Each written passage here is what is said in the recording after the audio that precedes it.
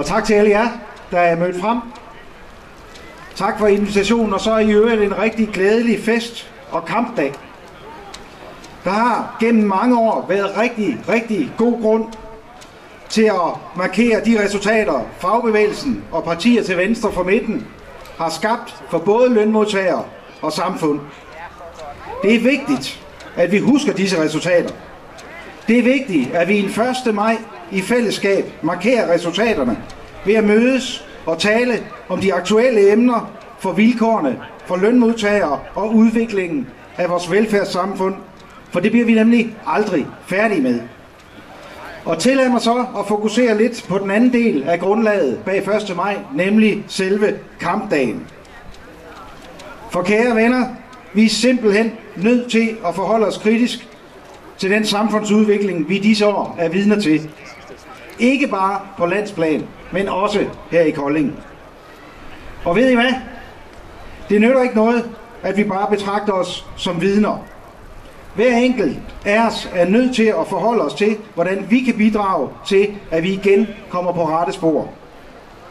Aldrig før har vi oplevet et større pres på den samfundsmodel, der sikrer, at vi tager os af hinanden. At de bredeste skuldre bærer de tungeste byrder. At vi yder efter evne og nyder efter behov. Desværre er det for rigtig mange blot floskler og gammel, rynket socialisme.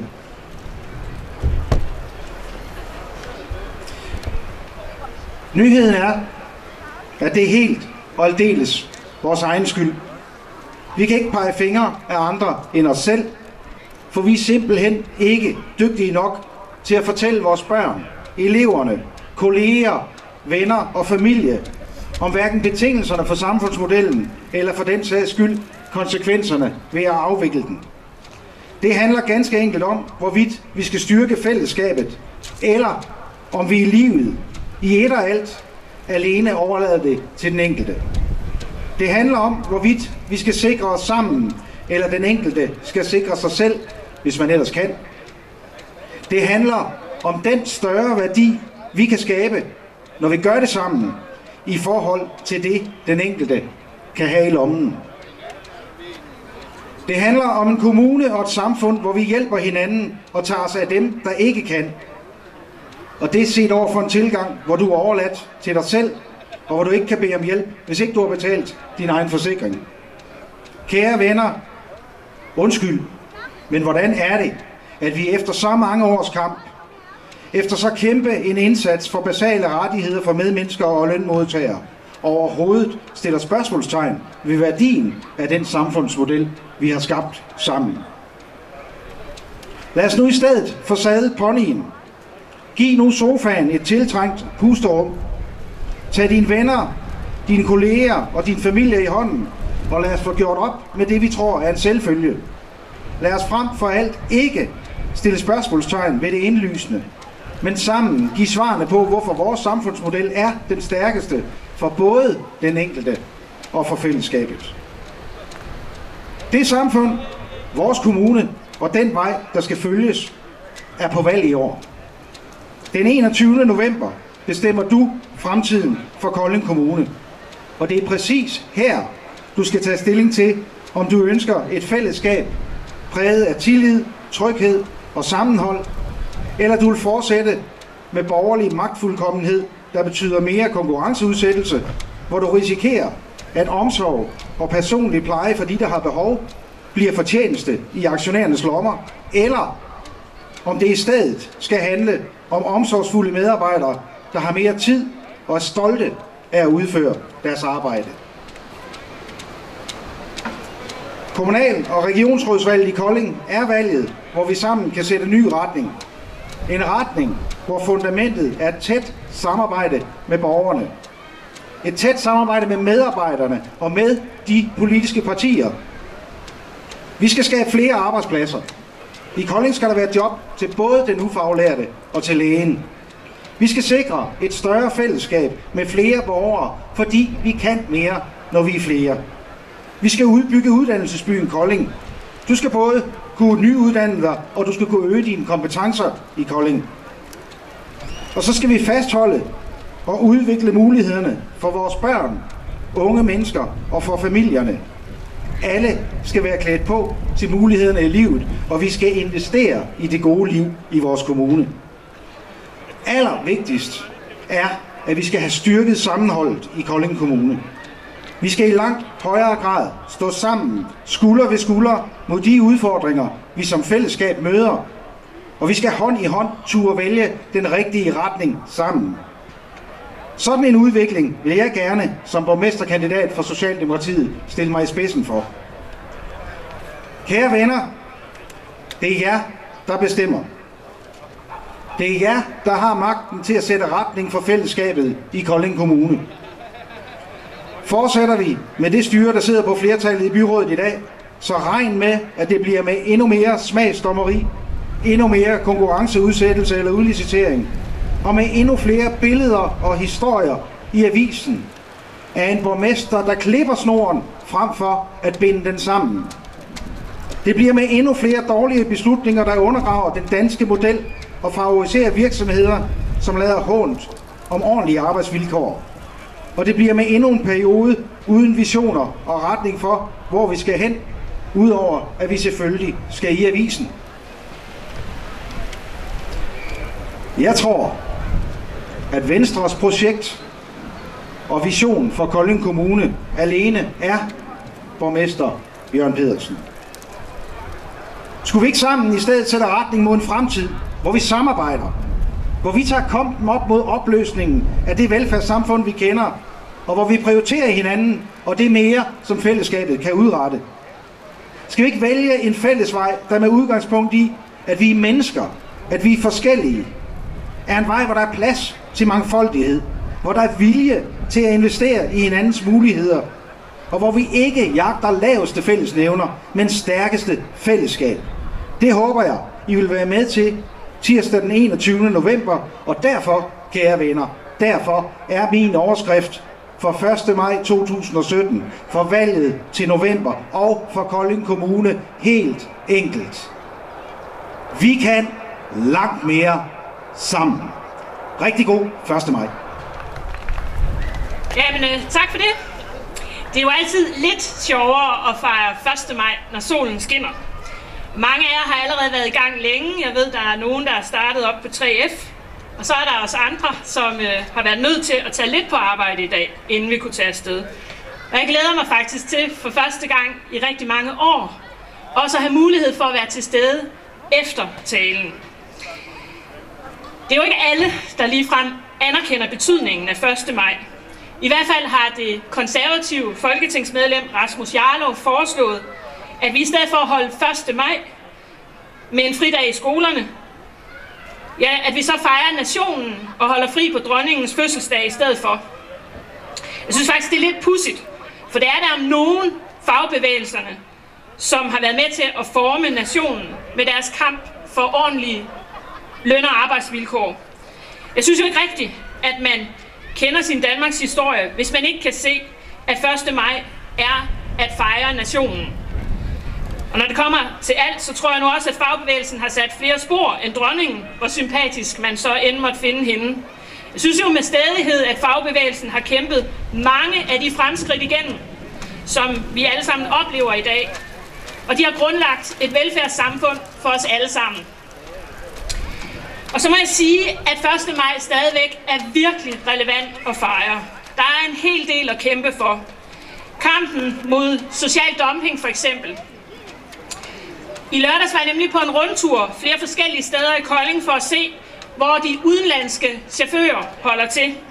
Det var faktisk en borger, som havde inviteret mig oven på den her sag, hvor borgmesteren i sidste uge trumfede igennem i byrådet, at man skulle give tilladelse til at lave sådan nogle sovebrikse eller hvilepladser til chaufførerne i det industrikvarter, hvor jeg arbejder. Borgeren havde tilbudt borgmesteren en rundtur, men han sagde nej, så tog jeg imod. Og det var faktisk ret slående, hvor mange udenlandske chauffører, der var på rastepladser, på virksomheder, i industrikvarteret og på den aflåste havn. Den er jo terrorsikret, så der kan man ikke bare lige komme ind. På en lørdag, vel at mærke, hvor de fleste chauffører egentlig skulle være i gang med at afholde deres ugentlige 45 timers hvil, som de ikke må holde i deres biler. Jeg vil gerne slå fast, at jeg har altså ikke noget mod udenlandske chauffører overhovedet. Jeg ser jo bare, at de prøver på at tjene til livets ophold, men jeg har altså noget mod de arbejdsgivere, som ikke vil betale ordentlig løn eller sikre ordnede vilkår. Sagen er den, at nogle af de udenlandske chauffører, de lever som en slags moderne slaver med en løn, der er så lav, at de må bo i ugevis i deres biler. De må lave mad over bål, det har jeg selv set. Og nogle af dem må også skide i skoven. Undskyld udtrykket. Det er altså bare ikke chaufførerne, vi skal hetze for at underbyde løn og arbejdsvilkår. De forsøger at overleve, og det vil vi nok også selv have gjort i den situation. Men vi skal gå efter de skrupelløse arbejdsgivere, som udnytter chaufførerne. Både for deres skyld, men også for de danske chaufførers skyld, for de ordentlige danske firmaer, som lukker og slukker i en urimelig konkurrence. Da jeg var retsordfører og sad i Folketinget, der beskæftigede jeg mig en del med det her område. Og dengang var jeg virkelig optaget af at få politiet til at kontrollere, om de her regler omkring 45 timers ophold blev overholdt. Derfor synes jeg også, det var pænt mærkeligt, da borgmesteren pludselig meldte Kolding ind i kampen for at lovliggøre de hvilepladser, som det her transportfirma havde lavet til sine medarbejdere. Og det var jo et ulovligt, de havde opført dem allerede på virksomhedens område. Udover at jeg ikke synes, man skal belønne ulovligheder, så mener jeg også, at det er at holde hånden under social dumping og blåstemple de vilkår, som de her chauffører de lever under. Tro mig, mit SF-hjerte det bløder, når mennesker bliver behandlet urimeligt. Og derfor kunne jeg virkelig, virkelig godt have ondt de her mennesker, at de fik nogle bedre forhold. Men vi kan bare ikke se stiltiende til, at bunden bliver slået ud af arbejdsmarkedet, heller ikke i Kolding. Kampen mod social dumping er en fælles sag, også i Kolding. Der er simpelthen behov for større bøder, for flere kontroller, mulighed for at kunne beslaglægge hele lasten, hvis reglerne ikke bliver overholdt og bøden ikke kan betales. Så skal I nok se arbejdsgiverne ret ind. En anden vigtig kamp her til 1. maj, det synes jeg, det er kampen mod de der virkelighedsfjerne typer, som vil forhøje pensionsalderen. Over i Statsministeriet, der har Lars Løkke vist stirret sig blind på et regneark. Det fortæller ham, at danskernes levealder det stiger, og at kolonnerne af tal og mellemregninger og statistik, det betyder, at nu kan man godt hæve pensionsalderen, så danskerne kan tage en endnu længere tørn på arbejdsmarkedet. Jeg synes bare, at problemet er det, at Løkkes regneark, de ikke fortæller alt. Der er faktisk forskel på de Excel-ark på Slotsholmen, og så på virkelighedens verden. Regnearkene, de siger ikke en skid om, hvordan nogle job de er indrettet. Der er løft af tunge gipsplader, der er vriden af klude i en uendelighed. Det er op og ned ad trapper med kasser, alt sammen i et tempo, som bliver skruet mere og mere op. Nej, det Lars Løkke han overser, det er nemlig, hvor meget forskellene på, hvor lang tid danskerne lever, er vokset i de senere år. Den ulighed er blevet kæmpestor, og den er blevet meget større end for 20 år siden. Institut for Folkesundhed, de overvåger det her, og ifølge dem, så er forskellen i levealder mellem den fjerdedel af mændene, som tjener mindst, og den fjerdedel af mændene, som tjener mest, vokset til det dobbelte på 10 år. Det betyder med andre ord, at håndmanden Bent, som knokler med en skovl i næverne på byggepladsen, han vil kunne se frem til at leve 71,5 år, mens arkitekten Ole, som har tegnet huset, som Bent er med til at bygge, bliver 81,5 år. Det betyder altså noget for årene på pension. Håndmanden Bent, han får ret få år på pension, mens Ole, han kan se frem til mindst 15 år. Derfor er jeg simpelthen nødt til at spørge dig, Lars Løkke, synes du virkelig, at det er rimeligt, at regeringen vil gøre indhug i håndmandens og rengøringsassistentens og lagermandens pension? Altså, jeg synes det ikke. Det burde du, Løkke, heller ikke synes, hvis der skal være nogen retfærdighed til. Men desværre så tror jeg, at du har forelsket dig i at give skattelettelser til dine rige venner igen. Jeg forstår virkelig ikke, hvordan du kan synes, at det kan være fair at lade håndmanden betale for skattelettelser til de rigeste med sit helbred og sin pension. Det bliver aldrig, og jeg gentager aldrig fair i min verden, og SF kommer ikke til at lægge stemmer til det.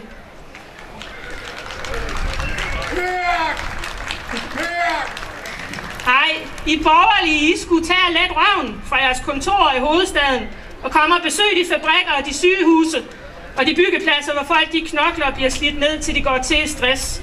Så skal I opleve, at budskabet om endnu flere på arbejdsmarkedet, flere år på arbejdsmarkedet, det gør folk utrygge. For det, de mennesker i forvejen, det er dem, som I har fjernet sikkerhedsnettet for.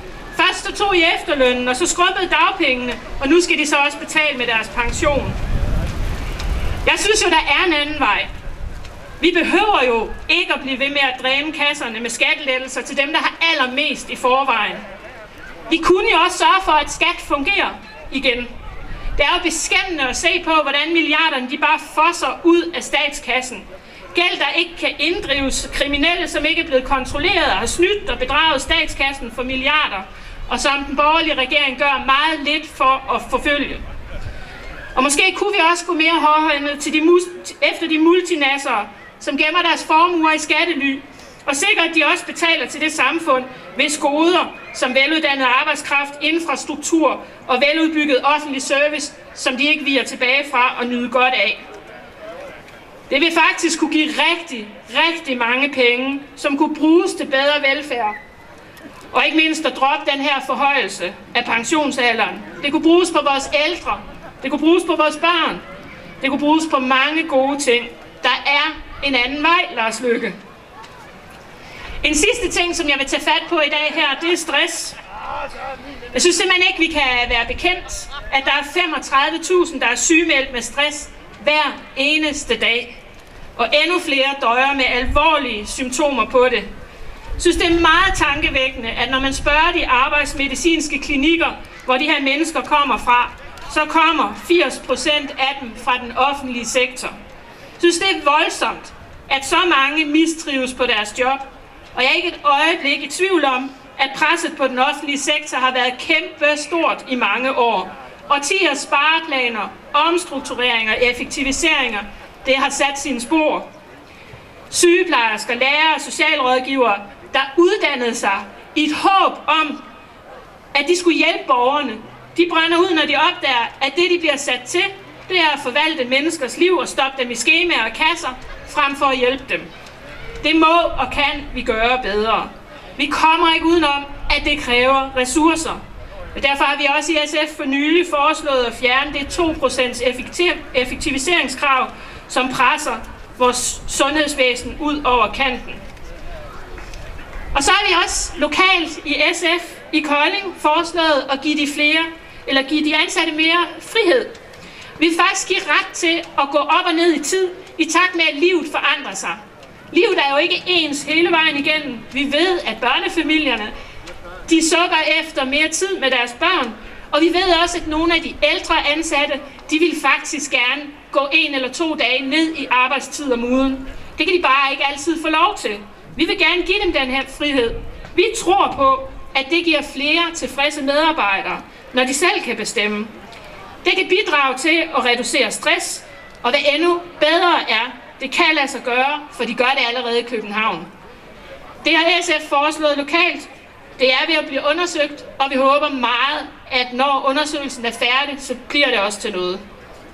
Kære venner, jeg skal ikke opholde jer mere. Mange af jer er kommet også for at få en øl og høre noget musik. Jeg vil bare slutte af med at sige, at der er et håb for en bedre verden. Selvfølgelig er der det. Når vi står sammen, så kan vi gøre meget. Så kan vi bekæmpe ulighed, vi kan bekæmpe klimaforandringer, og vi kan også skabe et bedre samfund. Det har fortiden vist. God 1. maj.